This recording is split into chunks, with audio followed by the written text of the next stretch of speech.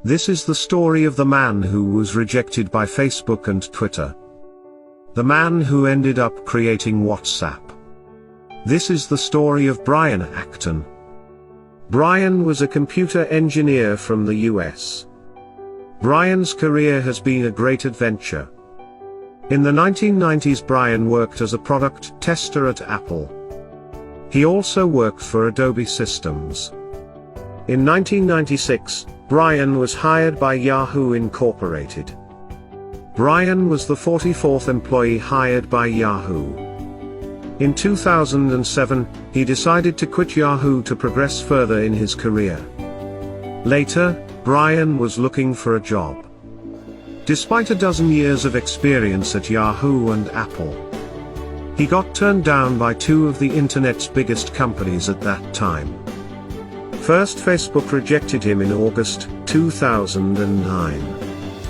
Then Twitter said no to Brian.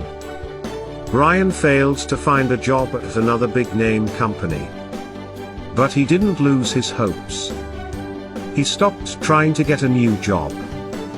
Instead, he focused on his own startup. Brian teamed up with his old colleague from Yahoo named Jan Koum. The two ended up building WhatsApp. Soon WhatsApp became the biggest mobile messaging service in the world, overtaking Facebook's Messenger in the race. In February 2014, Facebook decided to buy WhatsApp for $19 billion in stocks and shares.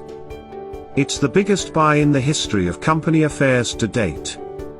Brian had an almost 20% stake at WhatsApp. So when Facebook bought WhatsApp, Brian's net worth jumped to $3 billion. Brian's current net worth is $2.5 billion. Acton and his wife are known for their philanthropic work. The couple has donated over $1 billion in charities.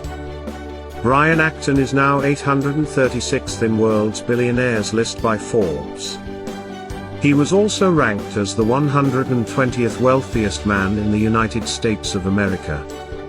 But imagine if he had given up after his rejection by Facebook and Twitter. Or imagine if he had stayed with his job at Yahoo. We wouldn't have any WhatsApp on our mobile.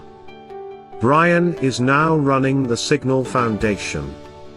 The foundation gives people access to private communications through an encrypted messaging app.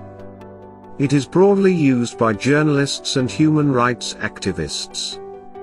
Brian's story teaches us an important lesson. You never know what is coming to your life next. Just don't forget to try harder tomorrow.